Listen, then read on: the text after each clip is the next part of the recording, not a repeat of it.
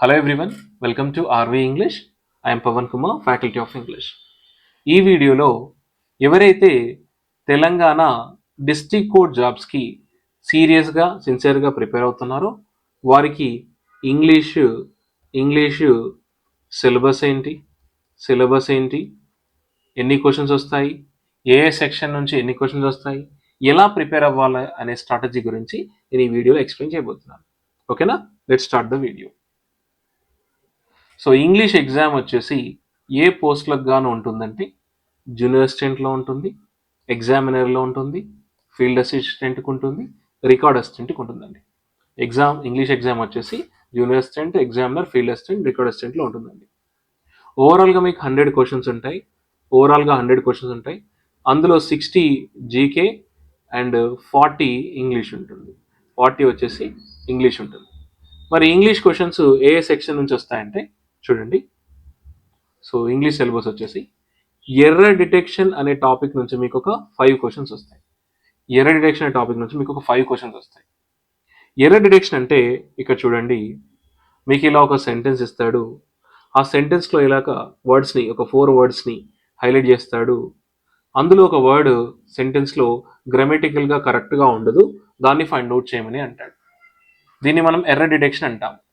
So మీకు grammar తెలిస్తే, అంటే మీకు గ్రామర్ వస్తే ఈ సెక్షన్ ఈజీగా ఆన్సర్ చేయగలుగుతారు.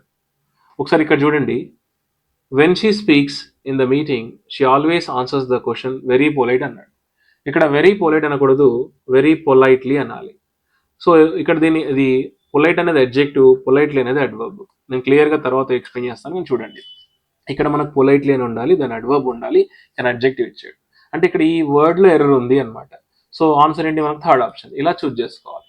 సో ఇలాంటి క్వశ్చన్స్ ఆన్సర్ ఏంటి, మీకు గ్రామర్ రావాలి. మరి గ్రామర్ ఏం నేర్చుకోవాలి సార్ అంటే సింపుల్గా మీరు గుర్తుంచుకోండి, ఇవి నేర్చుకోండి.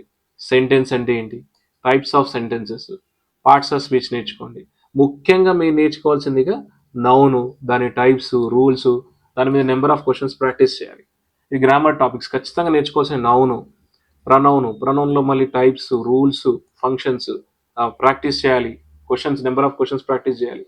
అడ్జెక్టివ్, మళ్ళీ అందులో types, rules practice, verb, adverb, prepositions, conjunctions, articles, ఇవి ఖచ్చితంగా రావాల్సినవి అన్నమాట.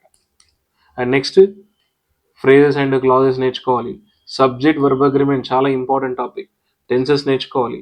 యాక్టివైజ్ ప్యాసివైజ్ క్వశ్చన్స్ డైరెక్ట్గా అడగకపోవచ్చు, కానీ బట్ నేర్చుకోవాలి. మీరు డైరెక్ట్ అనే స్పీచ్ నేర్చుకోవాలి. ఇవి డైరెక్ట్గా క్వశ్చన్స్ రాకపోవచ్చు, కానీ వేరే ఎగ్జామ్స్లో అయితే ఖచ్చితంగా వస్తాయి. కాకపోతే మీరు నేర్చుకోండి. ఇఫ్ క్లాజెస్ అంటే కండిషనల్ క్లాజెస్, క్వశ్చన్ ట్యాగ్స్, ఇవన్నీ కూడా గ్రామర్ టాపిక్స్ అండి. సో ఇవన్నీ కూడా మీరు గ్రామర్ టాపిక్స్ ఒకసారి చూసుకోండి. సో ఇవి నేర్చుకోవాలి. ఓకేనా. సో ఇవి నేర్చుకుంటే మీకు ఏం ఆన్సర్ చేయొచ్చు, ఎర్రర్ డిటెక్షన్ ఆన్సర్ చేయొచ్చు.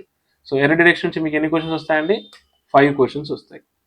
నెక్స్ట్ సినానిమ్స్, యాంటనిమ్స్ నుంచి ఒక 8 క్వశ్చన్స్ వస్తాయి. సినానిమ్స్ అంటే సిమిలర్ వర్డ్స్. ఒక వర్డ్ ఇస్తాడు, దానికి సిమిలర్ వర్డ్ ఏందో ఫైండ్ అవుట్ చేయమంటాడు. యాంటనిమ్స్ అంటే ఏంటి, అపోజిట్ మీనింగ్ ఇచ్చేది. ఒక వర్డ్ ఇస్తాడు, దానికి అపోజిట్ మీనింగ్ ఏంటో ఫైండ్ అవుట్ చేయమంటాడు. అలా ఒక 8 క్వశ్చన్స్ వస్తాయి. టోటల్ 40లో 5 questions error detections, 8 synonyms, antonyms. Next spelling correction. Spelling correction అంటే మీకు ఒక 4 క్వశ్చన్స్ ఇస్తాడు. ఇలా మీకు క్వశ్చన్స్ ఎలా ఉంటాయంటే, ఒక 4 వర్డ్స్ ఇస్తాడు. 4 వర్డ్స్ ఇచ్చి అందులో find out the correctly spelled word అంటాడు, లేదంటే find out the wrongly spelled word అంటాడు. అలా 4 క్వశ్చన్స్ వస్తాయి. 1 వర్డ్ సబ్స్టిట్యూషన్ అనే టాపిక్ నుంచి 3 క్వశ్చన్స్ వస్తాయి. 1 వర్డ్ సబ్స్టిట్యూషన్ అంటే చూడండి ఇక్కడ ఇలా ఒక గ్రూప్ ఆఫ్ వర్డ్స్ ఇస్తాడు. సో ఇలా గ్రూప్ ఆఫ్ వర్డ్స్ ఇస్తాడు. ఆప్షన్స్లో ఉన్న వర్డ్స్లో ఏ వర్డ్ ఆ గ్రూప్ ఆఫ్ వర్డ్స్ మీనింగ్ కాన్వేస్తే చూస్ చేసుకోమంటాడు. దీన్నే 1 వర్డ్ సబ్స్టిట్యూషన్ అంటాం. ఇలా 3 క్వశ్చన్స్ వస్తాయి. చూడండి ఇక్కడ a person who speaks many languages అన్నాడు. A person who speaks many language అంటే పాలీగ్లట్ అని అంటాం. అంటే జస్ట్ మీకు ఎక్స్ప్లెయిన్ చేస్తున్నాను, జస్ట్ ఎట్లా ఉంటాయని చెప్పేసి. పాలీగ్లట్ అంటే a person who speaks many language అని. పాలీ అంటే ఇక్కడ మెనీ, పాలీ అంటే మీనింగ్ మెనీ. గ్లట్ అంటే లాంగ్వేజ్. సో పాలీగ్లట్ అంటే one who speaks many language అని వస్తుంది. మనం రూట్ వర్డ్స్ నేర్చుకుంటే ఈ క్వశ్చన్స్ ఈజీగా ఆన్సర్ చేయొచ్చండి. సో ఇలా 3 క్వశ్చన్స్ వస్తాయి. ఓకేనా. ఇది చూడండి, synonyms, antonym questions, spelling correction questions ఇలా ఉంటాయి. నెక్స్ట్ మీకు fill in the blank questions వస్తాయి. Fill in the blank questions మీకు 10 వస్తాయి. అంటే ఇవి కూడా గ్రామర్ బేస్డే ఉంటాయి ఎక్కువగా. గ్రామర్ వస్తే ఈజీగా ఆన్సర్ చేయొచ్చు. ఇవే టాపిక్స్ ఇక్కడ నేర్చుకునే topics noun, pronoun, adjective, adverbs ఇవన్నీ. ఇడియమ్స్ అండ్ ఫ్రేజెస్ వస్తాయి. ఇడియమ్స్ అండ్ ఫ్రేజ్ 3 క్వశ్చన్స్ వస్తాయి.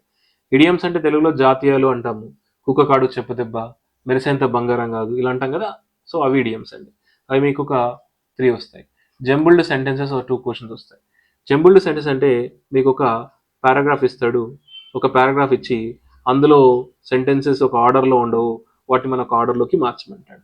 అవి ఒక 2 క్వశ్చన్స్ వస్తాయి. అండ్ రీడింగ్ కాంప్రిహెన్షన్ అంటే ఒక ప్యాసేజ్ ఇస్తాడు, దాని మీద 5 క్వశ్చన్స్ అడుగుతాడు. ఇలా మీకు ఓవరాల్గా 40 క్వశ్చన్స్ అడుగుతారండి. సో మనం ఖచ్చితంగా నేర్చుకోవాల్సింది ఏంటి? Grammar, grammar, vocabulary, grammar and vocabulary. నేను త్వరలో మీకు గ్రామర్ మీద క్లాసెస్, వొకాబులరీ మీద క్లాసెస్ కూడా చేస్తాను. అండ్ ఆల్సో మన యాప్ కూడా రిలీజ్ కాబోతుంది త్వరలో. ఓకేనా? అండ్ మీరు ఫర్దర్గా మీరు వీటికి సంబంధించిన ఇన్ఫర్మేషన్ కావాలంటే మా ఛానల్ సబ్స్క్రైబ్ చేసుకోండి, మీ ఫ్రెండ్స్తో షేర్ చేసుకోండి. ఓకేనా? Thank you very much. See you.